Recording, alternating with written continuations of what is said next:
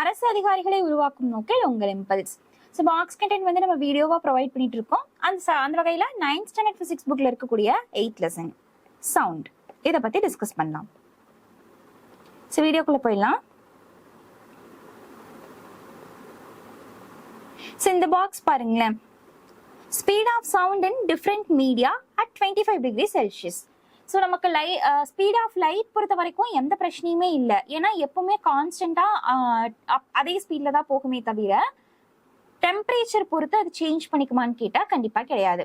இப்போ எக்ஸாம்பிளுக்கு air or vacuum, light of speed வந்து இன் ஏர் ஆர் வேக்கம் வந்து எவ்வளவுன்னு பார்த்தீங்கன்னா 3 × 10⁸ மீட்டர்/செகண்ட்.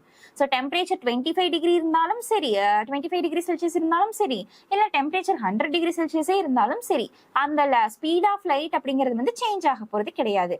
ஆனால் இதுவே ஸ்பீட் ஆஃப் சவுண்ட் அப்படின்னு பார்க்கும் பொழுது 25 டிகிரி செல்சியஸ்ல ஏர்ல எவ்வளோ டிராவல் பண்ணுதோ அது வந்து ஒரு வேல்யூன்னு வச்சுக்குவோம். இப்போ ஒரு 30 டிகிரி செல்சியஸா இருக்குதுன்னு வைங்களேன், அந்த டைம்ல சேம் அதே ஏர்ல தான் வந்து டிராவல் பண்ணுது சவுண்டு. பட் வந்து வேல்யூ வேற மாதிரி சேஞ்ச் ஆகும். ஸோ டெம்பரேச்சர் பொறுத்து சேஞ்ச் ஆகுது இல்லைங்களா? அப்போ சவுண்ட் பொறுத்த வரைக்கும் நமக்கு வந்து ஸ்பீட் இவ்வளவுதான் அப்படின்னு கான்ஸ்டன்டா சொல்ல முடியாது. ஸோ ஒரு ஆவரேஜா வந்து 25 டிகிரி செல்சியஸ்ல அப்ராக்சிமேட்டா எந்தெந்த பொருள்ல எவ்வளவு வந்து ஸ்பீட் வந்து இயக்குது அப்படின்றதான் உங்களுக்கு வந்து இந்த இடத்துல பாக்ஸ்ல நமக்கு கொடுத்துருக்காங்க. ஸோ இது வந்து ஜஸ்ட் நம்ம சும்மா ஒன்ஸ் ரீட் மட்டும் பண்ணி விட்டுருவோம். இது ரொம்ப இம்பார்ட்டன்ட் கிடையாது. அடுத்தது பாருங்க, sonic beam. When the speed of any object exceeds the speed of sound in air, it's said to be traveling at a supersonic speed. So speed of sound in air 330 மீட்டர்/செகண்ட் இருக்கு இல்லைங்களா? இதை விட அதிகமா வேகத்துல போகுது அப்படின்னா அதை வந்து நம்ம என்னன்னு சொல்லுவோம்னா சூப்பர்சோனிக் ஸ்பீட் அப்படின்னு சொல்லுவோம். ஸோ அதுக்கு எக்ஸாம்பிள்ஸ் தான் என்னென்னு பார்த்தீங்கன்னா புல்லெட்ஸ், ஜெட்டு, ஏர்கிராஃப்ட்ஸ், இது எல்லாமே. It can travel at supersonic speeds. When an object travels at a speed higher than that of sound in air, it produces shock waves. These shock waves carry a large amount of energy. The air pressure variations associated with this type of shock waves produce a very sharp and loud sound called the sonic beam. The shock waves produced by an aircraft have energy to shatter glass, even damage buildings. So இந்த இடத்துல என்ன சொல்லியிருக்காங்கன்னா, அப்படி வேகமா போகுது இல்லைங்களா, supersonic ஸ்பீட்ல போகுது இல்லைங்களா, அந்த அளவுக்கு போகும் பொழுது என்ன ஆகும்னு பார்த்தீங்கன்னா சம் ஷாக் வேவ்ஸ் வந்து ப்ரொடியூஸ் ஆகும். ஸோ அது வந்து என்னவெல்லாம் பண்ணுதுன்னு பார்த்தீங்கன்னா ஏர்ல இருக்கக்கூடிய ப்ரெஷரை வந்து இது சேஞ்ச் பண்ணுது. ஏருடைய ப்ரெஷர் சேஞ்ச் ஆகிறதுனால அந்த இடத்துல ரொம்பவுமே ஷார்ப்பான ஒரு சவுண்ட் வந்து, அதாவது காதை கிழிக்கிற மாதிரி இருக்கு சத்தம் அப்படின்னு சொல்லுவாங்க இல்லைங்களா, அந்த மாதிரி ஷார்ப்பான சவுண்ட் வந்து ப்ரொடியூஸ் ஆகுது. ஸோ அதனால தான் நமக்கு இந்த ஏர்கிராஃப்ட் ஐட்டம்ஸ்லாம் போகும்பொழுது நமக்கு வந்து கொஞ்சம் நாய்ஸ் வந்து அதிகமாக இருக்கிற மாதிரி நமக்கு இருக்கும்.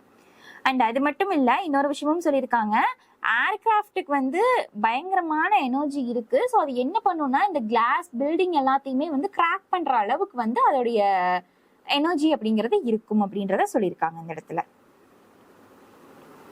Sound travels about 5 times faster in water than in air.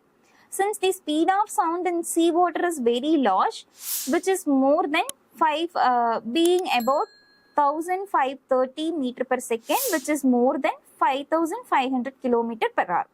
Two whales in the sea, which are even hundreds of kilometers away, can talk to each other very easily through the sea water. So இந்த இடத்துல என்ன சொல்லியிருக்காங்கன்னா, sound வந்து ஏர்ல travel பண்றதை காட்டிலும் தண்ணியில வந்து 5 times ஃபாஸ்டராகவே வந்து டிராவல் பண்ணுதுன்னு சொல்லியிருக்காங்க. ஸோ இதை வந்து யாருக்கு ரொம்பவுமே யூஸ்ஃபுல்லாக இருக்குதுன்னு பார்த்தீங்கன்னா, வேல்ஸ் இருக்கு இல்லைங்களா. ஸோ ஒரு 2 வேல் இருக்கு அப்படின்னா ரெண்டுமே வந்து ஃபார் அவே டிஸ்டன்ஸ்ல இருக்குது. அதாவது ஒரு 1000 கிலோமீட்டர் டிஸ்டன்ஸ்ல 2 பேரும் லொக்கேட் ஆயிருக்காங்கன்னா கூட ஈஸியா ஒருத்தருக்கு ஒருத்தர் வந்து கம்யூனிகேட் பண்ணிக்க முடியும் அப்படின்னு சொல்லியிருக்காங்க இந்த இடத்துல. Use of earphones for long hours can cause infection in the inner parts of the ears.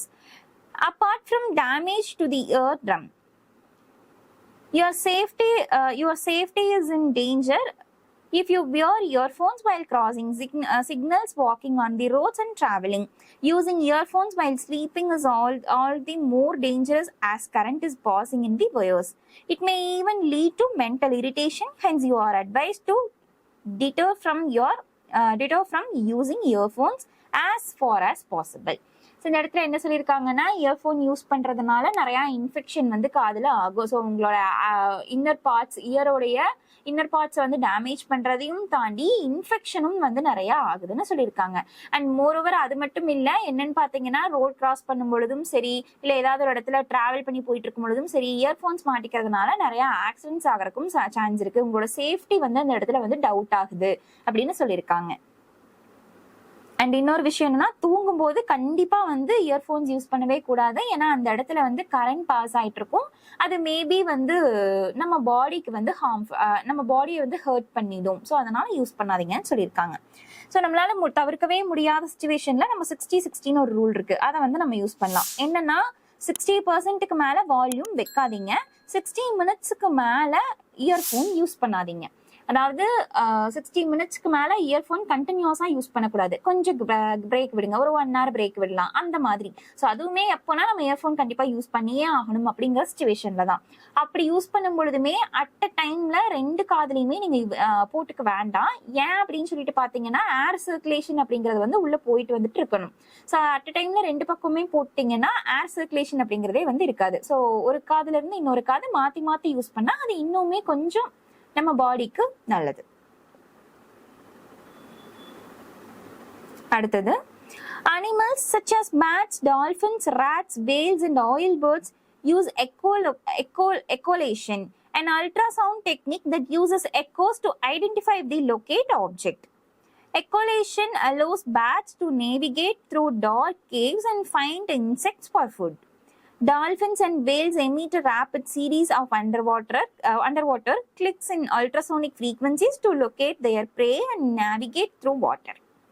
So இந்த இடத்துல என்ன சொல்லியிருக்காங்கன்னா, அல்ட்ரா சவுண்ட் இருக்கு இல்லைங்களா? ஸோ நம்ம வந்து ஆடிபிள் ரேஞ்ச்னு எதை சொல்லுவோம்னு பார்த்தீங்கன்னா 20 ஹெட்ஸ்ல இருந்து 20,000 ஹெட்ஸ் வரைக்கும் இருக்கிறத தான் நம்ம வந்து ஆடிபிள் ரேஞ்ச்னு சொல்லுவோம். ஸோ பிலோ 20 ஹெட்ஸ் இருக்குது, 20 ஹெட்ஸ்க்கும் கீழே போயிடுச்சுன்னா அதை இன்ஃப்ராசோனிக் வேவ் அப்படின்னு சொல்லுவோம். இதுவே 20,000 ஹெட்ஸுக்கும் மேலே போயிடுச்சு, ஸோ அபவ் 20,000 ஹெட்ஸ் இருக்குது அப்படின்னா அதை அல்ட்ராசோனிக் வேவ் அப்படின்னு சொல்லுவோம். ஸோ அந்த அல்ட்ராசோனிக் வேவ் இருக்கு இல்லைங்களா, அந்த அல்ட்ரா சவுண்டை யாராலையெல்லாம் ஹியர் பண்ண முடியும் அப்படின்னா, animals, bat, dolphin, rat, whales, இவங்க எல்லாரும் ஈஸியா வந்து அதை வந்து ஹியர் பண்ண முடியும். நம்ம ஹியூமன் இயரால 20 ஹெட்ஸ்ல இருந்து 20,000 ஹெட்ஸ் வரைக்கும் மட்டும்தான் நம்மளால வந்து கேட்க முடியும். ஸோ இவங்க மெயின் எதுக்கு யூஸ் பண்றாங்கன்னா, ஒரு இடத்துல இருந்து இன்னொரு இடத்துக்கு டிராவல் பண்ணி போறதுக்கும் பிளஸ் வந்து தங்களுக்கான ஃபுட்டு தாங்களே ஃபைன் பண்ணிக்கிறதுக்கும் தான் இதை மெயின் யூஸ் பண்றாங்க. ஸோ இப்போ பேட் எல்லாம் இருக்குன்னு வச்சுக்கோங்களேன், டிராவல் பண்ணி போகுதுன்னா நடுவில் ஏதாவது செவுர் இருக்கா, இல்லை ஏதாவது தடுப்பு இருக்கா, ஏதாவது பிளாக் வச்சிருக்காங்களா அப்படின்றதெல்லாம் எப்படி ஃபைன் பண்ணுவோம்னா, ஸோ போகும்பொழுது சவுண்ட் வந்து கொடுத்துக்கிட்டே போகும். அது வந்து பட்டு நடுவில் ஏதாவது பிளாக் இருக்குன்னா என்ன ஆகும், அந்த இடத்துல போயிட்டு அந்த சவுண்ட் பட்டு ரிஃப்ளெக்ட் ஆகி அந்த பேட்டுக்கு வந்து திருப்பி கேட்கும் இல்லைங்களா? அப்படி கேட்டுச்சுன்னா ஓகே இங்க ஏதோ பிளாக் இருக்கு, நம்ம வந்து இந்த ரூட் வந்து சேஞ்ச் பண்ணணும்னு நினைச்சிட்டு அது சேஞ்ச் பண்ணிக்கும். இல்லை எந்த ஒரு பிளாக்குமே இல்லைன்னா எந்த ஒரு சத்தமுமே வந்து கேட்காது. அப்போ நமக்கு எந்த பிளாக்குமே இல்லை, நம்ம வந்து ஈஸியா வந்து டிராவல் பண்ணி போயிட்டே இருக்கலாம் அப்படின்னு அது நினைச்சிட்டு அது பாட்டுக்கு டிராவல் பண்ணி போய்கிட்டே இருக்கும். அது மட்டும் இல்ல, இதே மெத்தட் யூஸ் பண்ணி தான் ஆப்போசிட்ல ஏதாவது நமக்கு தேவையான ஃபுட் ஐட்டம்ஸ் இருக்குதா அப்படிங்கறதையும் வந்து அது ஃபைன் பண்ணிக்கும். ஸோ மெயின் வந்து ஃபுட் ஐட்டம்ஸ், தனக்கான ஃபுட்டை தானே வந்து கண்டுபிடிச்சிக்கிறதுக்கும் பிளஸ் வந்து ஒரு இடத்துல இருந்து இன்னொரு இடத்துக்கு டிராவல் பண்ணி போறதுக்கும் இந்த டெக்னிக் அப்படிங்கிறது இவங்களுக்கு ரொம்பவுமே யூஸ்ஃபுல்லா இருக்கு.